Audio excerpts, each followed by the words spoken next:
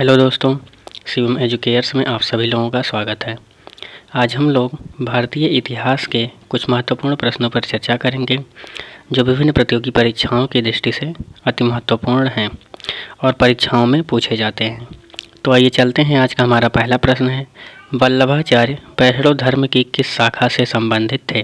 आपके ऑप्शंस हैं ए वैष्णव मार्गी, बी ज्ञान मार्गी, सी कृष्ण मार्गी, डी प्रेम मार्गी। इस प्रश्न का सही जवाब है ऑप्शन सी कृष्ण मार्गी। वल्लभाचार्य वैष्णव धर्म की कृष्ण मार्गी शाखा से संबंधित थे। हमारा अगला प्रश्न है, ह्वेनसांग किसके शासनकाल में भारत आया था? आपके ऑप्शंस हैं ए चंद्रगुप्त, बी समुद्रगुप्त, सी हर्षवर्धन, डी अशोक। इस प्रश्न का सही जवाब है ऑप्शन सी हर्षवर्धन। ह्वेनसांग हर्षवर्धन के शासनकाल में भारत आया था। हमारा अगला प्रश्न है, गुप्त काल में सर्वाधिक विकास हुआ? आपके ऑप्शंस हैं ए संस्कृत साहित्य का, बी संगीत कला, सी मूर्ति कला, डी युद्ध कौशल। इस प्रश्न का सही जवाब है ऑप्शन ए संस्कृत साहित्य। गुप्त काल में सर्वाधिक विकास संस्कृत साहित्य का हुआ।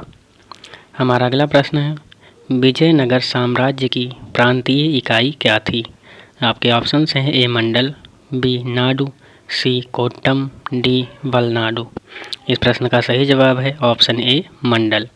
विजयनगर साम्राज्य की सबसे बड़ी प्रांतीय इकाई मंडल थी। हमारा अगला प्रश्न है, रैयतवाड़ी प्रथा सर्वप्रथम कहाँ लागू की गई? आपके ऑप्शंस हैं ए बम्बई व मद्रास, बी उड़ीसा व कर्नाटक, सी बिहार व बंगाल, डी बंगाल व ओडिशा। इस प्रश्न का सही जवाब है ऑप्शन ए बम्बई व मद्रास। रैयतवाड़ी प्रथा सर्वप्रथम बम्बई व मद्रास में लागू की गई। हमारा अगला प्रश्न है, सिंधु सभ्यता में निम्न में से किस वस्त्र के उल्लेख मिले हैं? आपके ऑप्शंस हैं ए सूती, बी रेशमी, सी साटिका, डी दुकोल। इस प्रश्न का सही जवाब है ऑप्शन ए सूती। सिंधु सभ्यता में सूती वस्त्र के उल्लेख मिले हैं। हमारा अगला प्रश्न है, निम्न में से मिताक्षरा की रचना किसके द्वारा की गई है? आपके ऑप्शंस हैं ए देवन भट्ट, बी दायभाग, सी जीमूतवाहन, डी विज्ञानेश्वर। इस प्रश्न का सही जवाब है ऑप्शन डी विज्ञानेश्वर। मिताक्षरा की रचना विज्ञानेश्वर के द्वारा की गई थी।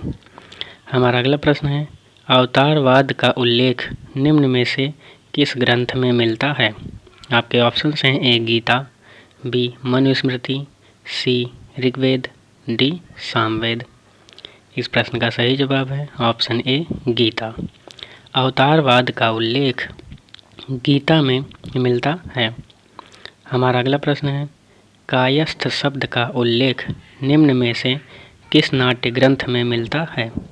आपके ऑप्शंस हैं ए मुद्रा राक्षस, बी जीमूतवाहन, सी मालविकाग्निमित्रम, डी दस रूपक। इस प्रश्न का सही जवाब है ऑप्शन ए मुद्रा राक्षस। कायस्थ शब्द का उल्लेख मुद्रा राक्षस में मिलता है। हमारा अगला प्रश्न है और आज का अंतिम प्रश्न, निम्न में से कौन त्रिवर्ग में नहीं आता है? आपके ऑप्शंस हैं ए धर्म, बी अर्थ, सी काम, डी मोक्ष। इस प्रश्न का सही जवाब है ऑप्शन डी मोक्ष। त्रिवर्ग के अंतर्गत मोक्ष नहीं आता है, जबकि धर्म, अर्थ और काम त्रिवर्ग में आते हैं। हमारा आज का अभ्यास प्रश्न है, निम्न में से सबसे प्राचीन स्वर्ण सिक्का कौन था? आपके ऑप्शंस हैं ए शतमान, बी कृहड़ल, सी निष्क, डी पंचमार्क। इस प्रश्न का जवाब आप लोग कमेंट बॉक्स में ज़रूर दीजिएगा। धन्यवाद।